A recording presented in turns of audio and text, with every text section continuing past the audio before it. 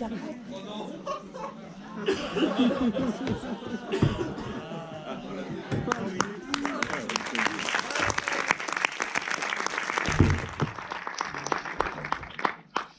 Alors, je sais pas ce qu'on vous a vendu comme surprise, mais... En tout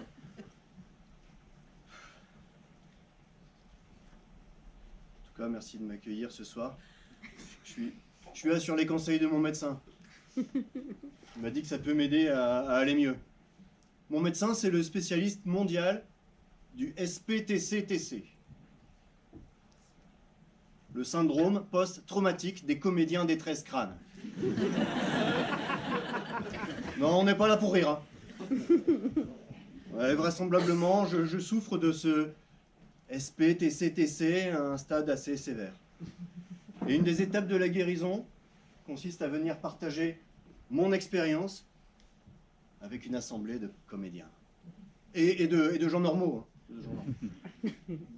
En fait, le mieux, c'est si dans cette assemblée, on peut trouver des personnes qui ont participé au spectacle des 13 crânes. Et éventuellement d'autres qui auraient assisté en tant que spectateurs. Donc, avant de pouvoir continuer, j'ai besoin de savoir si... Parmi vous, il y a des personnes qui répondent à l'un de ces deux critères. Ah oui, complètement. Bon, ben, je vais pouvoir y aller alors. Ça s'est passé en décembre 2018 et je ne m'en suis toujours pas remis. Tout commence au printemps 2017. Je participe alors, avec peut-être même certains d'entre vous, à un stage de théâtre gratuit, ici même. J'aurais dû sentir l'arnaque. Hein. On aurait dû sentir l'arnaque, parce que, vous savez ce qu'on dit, hein, quand c'est gratuit, c'est que c'est vous le produit. Mais à l'époque, personne ne se doute de rien. Parce que, paraît-il que le gars qui nous offre le stage, ce serait un altruiste, un gars de gauche, quoi.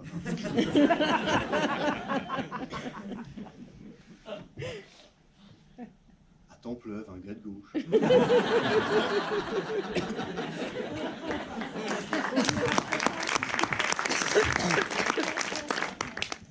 Et puis on n'a rien vu. Hein. On n'a rien vu du tout. Surtout que le stage était pas mal quand même. En fait, ça aurait été parfait si on en était resté là. Sauf que non, il a fallu qu'il nous invite à un deuxième atelier, gratuit aussi, hein. Un atelier de brainstorming, comme il dit. Vous savez, le genre de truc à la sauce démocratie participative, où on vous fait parler, où on vous fait écrire des idées. On vous fait croire que ces idées vont servir à quelque chose quelque chose qui vous dépasse. Nous, il nous a fait croire que nos idées, elles allaient servir à écrire une pièce de théâtre. Alors qu'en fait, c'était juste un moyen supplémentaire de nous impliquer un peu plus et de nous mettre le grappin dessus. Quelque temps après arrive la lecture de la pièce. On est tous réunis, ici même. Hein. On est impatients. On est à bloc comme des profs une veille de vacances. Quoi. Vous voyez. Donc, il nous lit sa pièce. Et là, personne n'y comprend rien.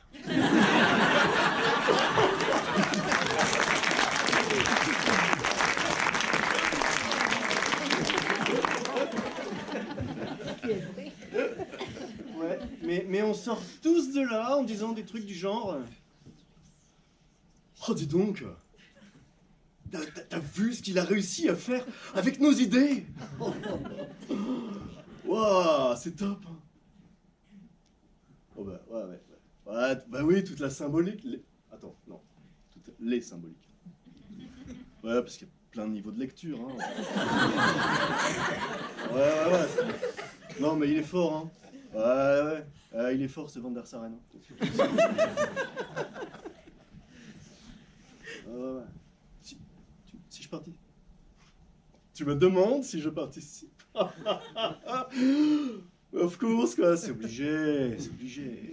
Bah ouais, non mais genre, j'ai retrouvé tellement de propositions l'autre fois.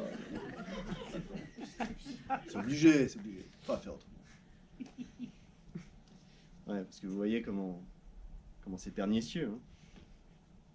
Comment c'était bien fait, mais on s'est fait manipuler. Oui, parce que si on avait refusé de participer, ça aurait voulu dire que on va pas retrouver nos idées dans l'histoire. Hein. Ce qui aurait signifié que, à la base, nos idées, elles n'étaient pas si bonnes que ça. Donc, pour éviter de perdre la face dans tout en pleuve, qu'est-ce qu'on fait? Le spectacle. Ben oui, on participe. Ah ben oui. Mais je vous jette pas la pierre. Parce que moi aussi, je me suis fait avoir. Moi aussi. D'ailleurs, moi, initialement, je me suis proposé pour faire un crâne. Mais bon, ma candidature n'a pas été retenue parce que, soi-disant, j'ai encore un peu trop de cheveux et que de ce fait, mon crâne ne fait pas assez cristal. Je crois bien ce que ça veut dire. En même temps, avec le recul, je me dis que ça aurait peut-être été dommage de se concentrer là-dessus, alors que... Ouais, il y avait tout le reste à mettre en scène. Hein.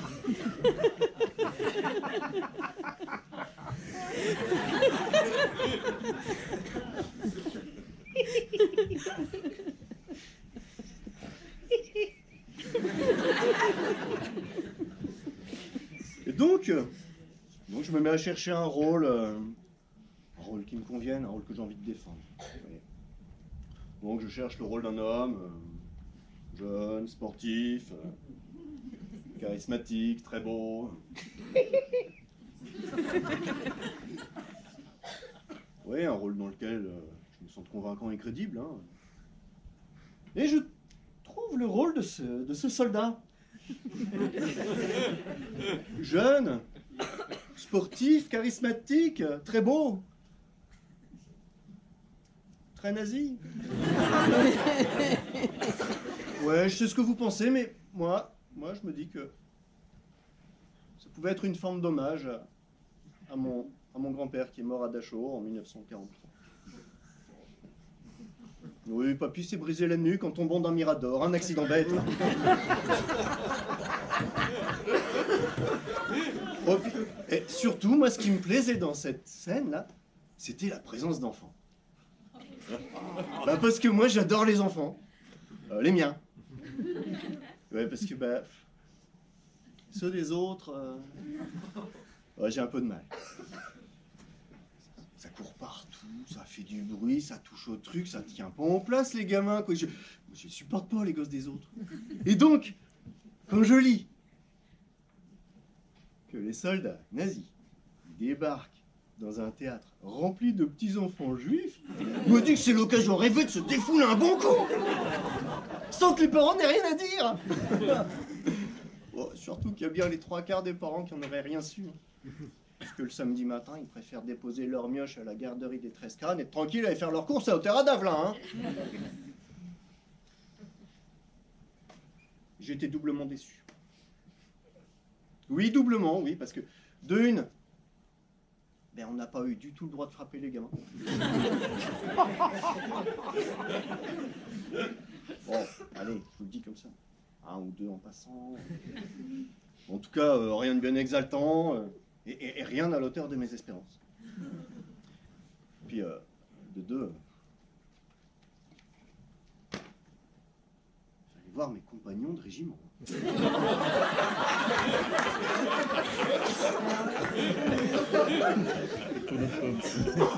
Non, à part moi qui avait clairement la prestance d'un valeureux soldat, fervent défenseur des idées de sa patrie.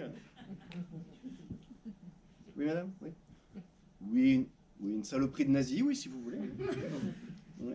Enfin, je vous rappelle que c'est du théâtre, hein, c'est pas trop dans le jugement. Hein. Donc, bon, à part moi, hein, le reste de la troupe. Bon, c'était pas du premier choix. Hein. Il y avait de tout. Hein. Il y avait de tout dans notre groupe d'ambassadeurs de la pureté et de la race aryenne. Il y avait de tout. Du moustachu. Du bedonnant. Du binoclard. Du tatoué. Du cracheur de feu. Déjà tout ça dans le même gars.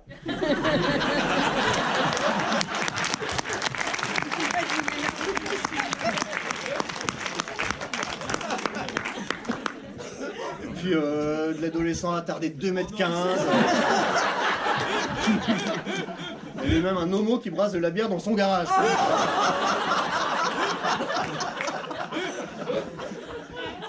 Non mais pour vous faire une image, hein.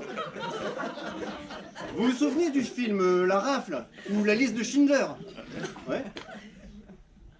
Ben nous, en termes d'escadron de la mort, on était plutôt 7e compagnie Grande Vadrouille. Heureusement, j'apprends qu'il reste des rôles à pourvoir. Entre autres, on cherche des comédiens pour jouer les porteurs Maya. Ouais, les porteurs Maya. Ça, c'est des hommes jeunes, sportifs, charismatiques, diablement beaux. Donc c'est tout naturellement que je me propose. Et là, à ma grande surprise, bah, je me fais recaler. Motif, je cite. Oui, Fred, c'est très gentil ta proposition. Bon, comment dire, tu comprends. Bon, ta couche rouillard.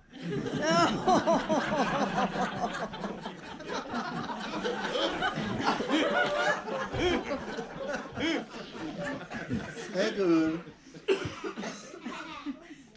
ton physique trop athlétique risque de jurer avec celui des autres porteurs Maya.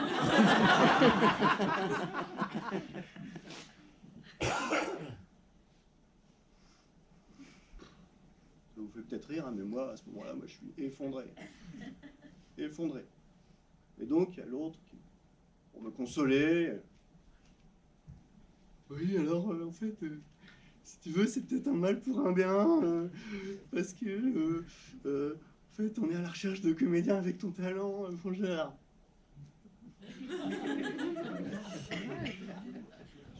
Tu peux répéter? Oui, alors, c'est peut-être un mal... Non, juste la fin, Mourette, juste la fin.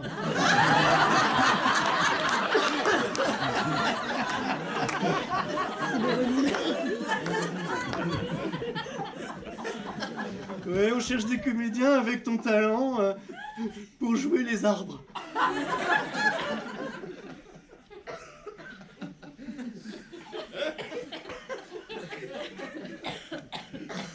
Bon, encore aujourd'hui, hein, je suis pas persuadé qu'il y avait besoin de tous mes talents de comédien pour jouer un arbre. Mais pour rendre service, hein, bah, j'accepte. Et là, tout s'enchaîne. Je me retrouve avec un costume de branché de feuilles, bourré de bestioles et qui pue le compost. Et puis comme si 2 rôles ne suffisaient pas, on m'impose de faire un fou dans un asile qui récite des poèmes en mangeant du pain imaginaire. Et en plus, un magicien dans un cirque avec un manteau taillé dans un dessus de lit qui pue la pisse.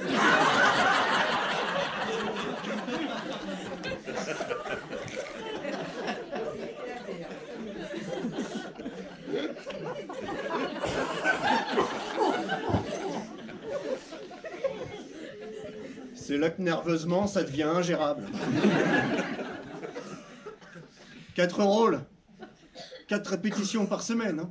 Je fais plus de 27 000 km en voiture. Je perds tous mes amis un par un. Ben ouais, comment voulez-vous justifier auprès de vos proches que ça fait plusieurs mois que vous voyez plus personne, et à chaque fois pour des motifs plus foireux les uns que les autres? Du genre, bah non, je peux pas venir à ton anniversaire, j'ai cirque. Ou bien, Bah non, je peux pas venir, j'ai fou.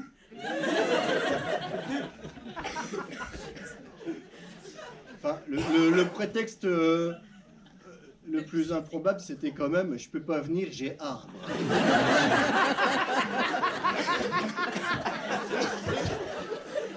Ouais. Ouais, bah...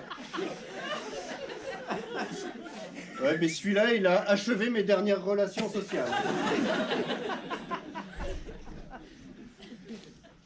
Mais je vais vous dire, le plus dur dans tout ça, c'était pas de perdre mes amis. C'était pas non plus toutes ces répétitions incessantes dans toutes les salles de sport et toutes les salles des fêtes de la PVL. C'était pas non plus ces rôles improbables avec des costumes aux odeurs douteuses. Le plus dur,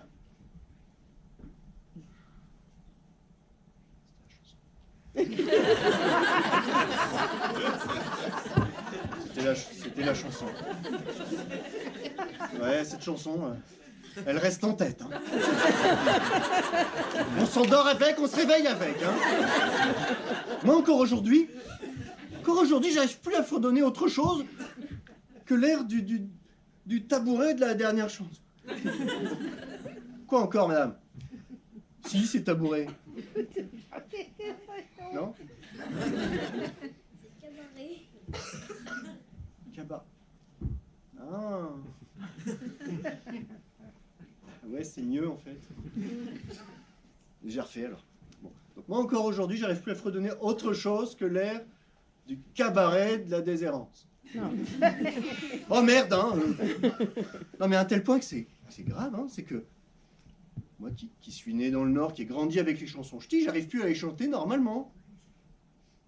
Au niveau des paroles, ça va encore à peu près, mais c'est la mélodie, je trouve catastrophique, quoi. Une chanson, une chanson, une chanson, une chanson, une chanson, une chanson, une chanson, une chanson. Lampiste, lampiste, lampiste, main shot, lampiste. L'appel va bien, mais je suis triste. Lampiste, lampiste, lampiste, main shot, lampiste. L'appel va bien, elle va bien, mais je suis triste. Elle a des grosses photos, ma tante Charlotte.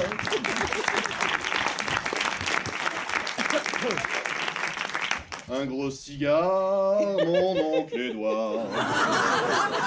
Il peut l'astiquer tous les soirs. Son gros cigare, oncle Édouard. Édouard.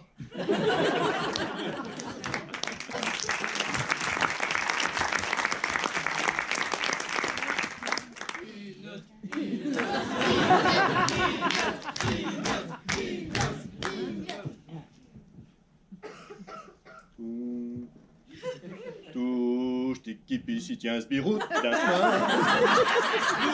si tiens ce birou, tu tiens sa birou. Touche tes kipis, si met une goutte d'un semaine, il met une goutte dans sa main. Dans sa main, il peut secouer de toutes les façons. La dernière goutte, elle est dans sa main. Il peut secouer de toutes les façons. La dernière goutte, c'est caleçon.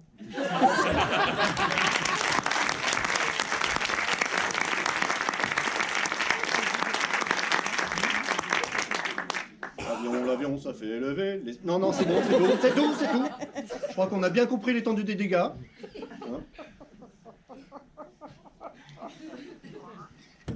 En tout cas, je tenais à vous remercier d'avoir pris le temps de m'écouter. Parce que, d'après mon médecin, maintenant, je vais pouvoir aller mieux. Ouais, mon médecin, il dit que maintenant, grâce à vous, il ne me reste plus qu'à attendre et espérer. Alors, attendre le prochain stage de théâtre, attendre le prochain atelier de brainstorming, attendre la prochaine lecture de la pièce et espérer que la prochaine pièce, espérer que les prochains rôles, espérer que les prochains costumes, espérer que les prochaines répétitions et surtout espérer que les prochaines représentations seront encore plus fabuleux, encore plus prenants que ne l'ont été les 13 crânes.